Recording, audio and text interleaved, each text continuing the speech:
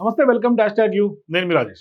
ప్రధానంగా ఇవాళ కాంగ్రెస్ పార్టీ 17 పార్లమెంట్లకు గాను 14 పార్లమెంట్లు గెలవాలన్న లక్ష్యంతో ఇవాళ టార్గెట్ ఫిక్స్ చేసుకుంది. మరోవైపు రేవంత్ రెడ్డి పదే పదే మాట్లాడుతూ కూడా 14 గెలుస్తామనే ఒక ధీమా స్పష్టంగా కాంగ్రెస్ పార్టీ నుంచి కనిపిస్తోంది. ఇట్లాంటి సందర్భాల్లో అభ్యర్థుల ఎంపికకు కూడా కొంత ఆచితూచి కాంగ్రెస్ పార్టీ వివరిస్తుంది. ఖచ్చితంగా ఎవరైతే గెలుపు గుర్రాలు, మరోవైపు సామాజిక సమీకరణాలకు సంబంధించినటువంటి వ్యవహారాలన్నీ కూడా తగు జాగ్రత్తలు తీసుకొని అభ్యర్థులను కూడా ఫైనల్ చేస్తుంది. గతంలో అసెంబ్లీ ఎన్నికలప్పుడు కూడా అత్యంత క్రియాశీలకంగా కొంత ఖచ్చితంగా గెలిచే అభ్యర్థులనే ఫైనల్ చేసినటువంటి పరిస్థితి. ఈ సందర్భంగా తాజాగా మనం నల్గొండ జిల్లా సంబంధించినటువంటి ఉమ్మడి జిల్లాలో నల్గొండ పార్లమెంట్ గురించి మాట్లాడుకున్నాం. అది ఖచ్చితంగా కాంగ్రెస్ పార్టీ ఖాతాలో పడే ఒక పార్లమెంట్ స్థానం అని కూడా చెప్పుకోవచ్చు. ఈ సందర్భంగానే ఉమ్మడి నల్గొండ జిల్లాలో మరో పార్లమెంట్ స్థానం భువనగిరి. ఇది కూడా ఖచ్చితంగా కాంగ్రెస్ పార్టీ ఖాతాలో పడే పార్లమెంట్ స్థానంగా చెప్పాలి. మరోవైపు ఉమ్మడి నల్గొండ జిల్లా ఖచ్చితంగా కూడా ఆ 2 పార్లమెంట్లు కూడా ఖచ్చితంగా కాంగ్రెస్ పార్టీ గెలిచే అవకాశాలు ఎక్కువ శాతం ఉంటాయి. అయితే అక్కడ బీజేపీ ఇప్పటికే టికెట్ భువనగిరిలో కన్ఫర్మ్ చేసింది బూర నర్సయ్య గౌడ్కి. సో ఇప్పుడు ఎప్పుడైతే బూర నర్సయ్య గౌడ్ పేరు కన్ఫర్మ్ అయిందో అక్కడ భువనగిరి పార్లమెంట్లో ఎక్కువ శాతం బీసీ ఓటర్లు ఎక్కువ, బీసీ సామాజిక వర్గం ఎక్కువ. ఇప్పుడు ఖచ్చితంగా బీసీ కార్డు తెర మీదకి వస్తుంది.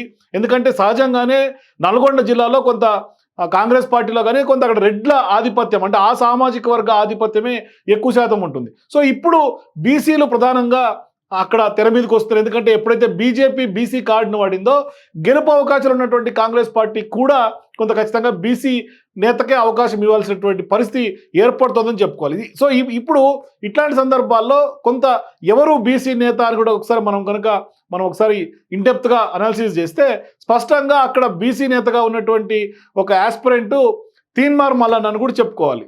సో అక్కడ బీసీ నేతలు, వేరే నేతలు కూడా ఉన్నారు, పున్నా కైలాష్ నేతలు అంటూ ఉన్నారు. కానీ బట్ ఎక్కువ శాతం అవకాశం ఉన్నటువంటి ఛాన్స్ ఉన్నటువంటి నేత ఖచ్చితంగా తీన్మార్ మల్లన్న అని చెప్పుకోవాలి. తీన్మార్ మల్లన్న గురించి మాట్లాడుకుంటే మనకు ఖచ్చితంగా టైం సరిపోదని కూడా చెప్పుకోవాలి. ఎందుకంటే ఇవాళ బీసీలకు కొంత అండగా ఉంటూ పెద్ద ఎత్తున బీసీల కోసం ప్రశ్నించే కొత్తగా కేసీఆర్ని కొట్లాడినటువంటి వ్యక్తి తీన్మార్ మల్లన్న.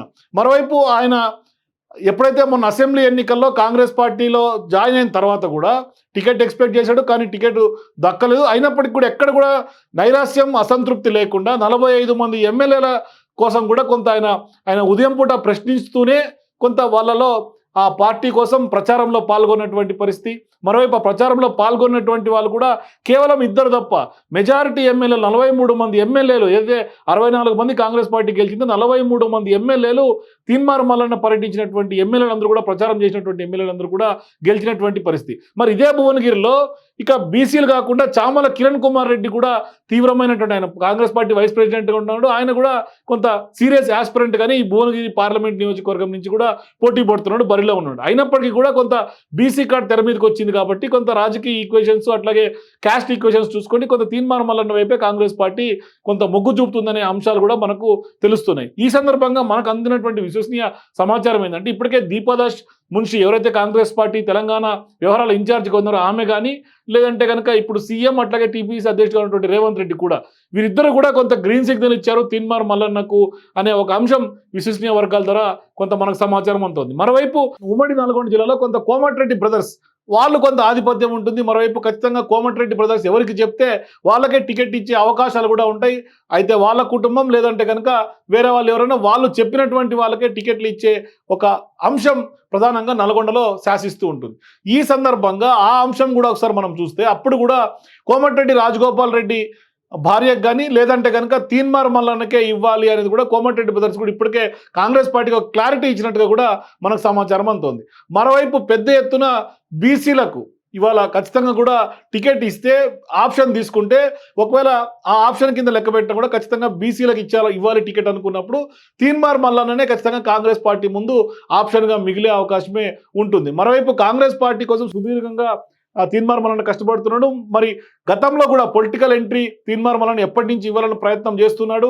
పార్టీలో జాయిన్ అయినప్పటి నుంచి కూడా ఎక్కడ అలుపెరగనటువంటి పోరాటం తీన్మార్ మల్లన్న చేస్తున్నాడు. మరోవైపు ఆయన నల్గొండ, ఖమ్మం, వరంగల్ ఉమ్మడి ఎమ్మెల్సీ ఎన్నికల్లో కూడా ఆయన తీవ్రమైనటువంటి పోటీ ఇచ్చారు. పల్లా రాజేశ్వర రెడ్డి అప్పట్లో గెలిచినప్పుడు కూడా ఈయన 2వ స్థానంలో కూడా ఈయనున్నాడు. ఎట్లయితే కాంగ్రెస్ పార్టీ వాళ్ళ ఉద్యమకారులకు కానీ లేదంటే కనుక కొంత అందరికీ ప్రజాపాలన చేస్తూ సపోర్టివ్గా ఉంటుందో ఖచ్చితంగా కూడా కొంత ప్రశ్నించే గొంతుకుగా కేసీఆర్ని ప్రశ్నించినటువంటి వ్యక్తిగా ఖచ్చితంగా తీన్మార్ మల్లన్నకు కూడా అవకాశం అవకాశం ఇవ్వాలనే ఒక ఆలోచన ఇవాళ కాంగ్రెస్ పార్టీ చేస్తుంది. ఇప్పటికే అధిష్టానం పెద్దలతో కొంత తీన్మార్ మల్లన్నకు సత్సంబంధాలు ఉన్నాయి. గతంలో సోనియా గాంధీ కానీ లేకుంటే అధ్యక్షుడిగా ఉన్నటువంటి మల్లికార్జున ఖర్గే హైదరాబాద్కు వచ్చినటువంటి నేపథ్యంలో రాహుల్ గాంధీ నుంచి కూడా అందరితో కూడా కొంత ఆయన కలిసి మాట్లాడేంత సన్నిహిత సంబంధాలు తీన్మార్ మల్లన్నకు ఉన్నాయి. మరోవైపు ఈ నియోజకవర్గం విషయం తీసుకుంటే అక్కడ భువనగిరిలో బీసీలే ఎక్కువగా ఉన్నారు. దాదాపుగా 2 లక్షల పైగా ఓట్లు ఇవాళ కాంగ్రెస్ పార్టీకి గత అసెంబ్లీ ఎన్నికల్లో పోలైనటువంటి నేపథ్యం.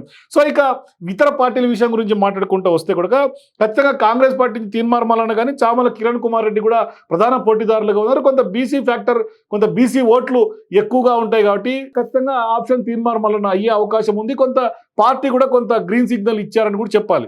సో మరోవైపు తీన్మార్ మల్లన్న గురించి ఇంకొక పాజిటివ్ యాంగిల్ ఏంటంటే బట్టి విక్రమార్క డిప్యూటీ సీఎంగా, అట్లాగే ఆ జిల్లాలో ప్రధాన కురువృద్ధుడు, రాజకీయ కురువృద్ధుడు, కాంగ్రెస్ పార్టీ సీనియర్ నేతగా ఉన్నటువంటి జానారెడ్డి కూడా కొంత తీన్మార్ మల్లన్నకే సపోర్ట్ చేస్తున్నాడు అనే అంశం కూడా ఇవాళ మనకు విశ్వసనీయంగా తెలుస్తుంది. మరోవైపు బీజేపీ అభ్యర్థిగా బూర నర్సయ్య గౌడ్ ఇవాళ స్పష్టంగా ఇప్పటికే మొదటి జాబితాలో పేరు వచ్చింది. మరోవైపు బీఆర్ఎస్ పార్టీ నుంచి పైల శేఖర్ రెడ్డికి కొంత ఛాన్స్ ఉందంటున్నారు. లేదంటే కనుక వీళ్ళు కూడా బీసీ రంగంలో దింపితే బూడిద భిక్షమయ్య గౌడ్కి కూడా కొంత అవకాశాలు ఉండే అవకాశం ఉంది. ఎందుకంటే బూర నర్సయ్య గౌడ్, బూడిద భిక్షమయ్య గౌడ్. సో ఖచ్చితంగా గౌడ కులస్తుల్ని ఇవాళ తెర మీద తీసుకొస్తారు. అందుకనే ఖచ్చితంగా బీసీలకు ఇస్తే కనుక కాంగ్రెస్ పార్టీ ఇప్పుడున్నటువంటి కాంగ్రెస్ పార్టీ వేవ్లో ఖచ్చితంగా తీన్మార్ మల్లన్న గెలిచే అవకాశాలే ఎక్కువ శాతం ఉంటాయి. నేను ఎందుకు భువనగిరి పార్లమెంట్ కాంగ్రెస్ పార్టీ ఖాతాలో పడే అవకాశం ఉంది అని చెప్తున్నాను. ఎందుకంటే పెద్ద ఎత్తున ఉమ్మడి నల్గొండ జిల్లాలో కాంగ్రెస్ పార్టీ వేవ్ ఉంటుంది, కాంగ్రెస్ పార్టీ కంచుకోట.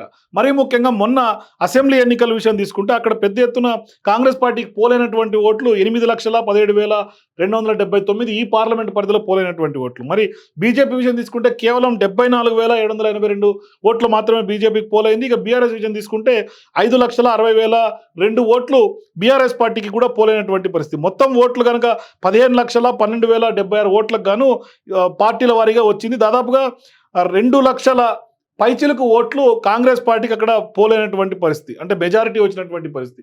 కాబట్టి ఖచ్చితంగా ఇది కాంగ్రెస్ పార్టీ కంచుకోట అని చెప్పాలి. కాంగ్రెస్ పార్టీ ఖాతాలోనే ఈ భువనగిరి పార్లమెంట్ ఉంటుంది కాబట్టి స్పష్టంగా అభ్యర్థి ఎన్నిక పట్ల కాంగ్రెస్ పార్టీ అత్యంత జాగ్రత్తగా వ్యవహరించి సామాజిక సమీకరణాల నేపథ్యంలో కొంత ఆలోచన చేసి స్పష్టంగా ఇతర ప్రత్యర్థి పార్టీలకి కౌంటర్ చేయాల్సినటువంటి పరిస్థితి ఉందని కూడా చెప్పాలి. బూర నర్సయ్య గౌడ్ బీసీ సామాజిక వర్గం మాజీ ఎంపీగా చేశాడు కాబట్టి ఆయనకు చెక్ పెట్టాలంటే ఖచ్చితంగా బీసీ నేతనే దింపాల్సినటువంటి అవసరం ఉంది అనేది ఇప్పటికే కాంగ్రెస్ పార్టీ అంచనాకు వచ్చినట్టుగా తెలుస్తుంది.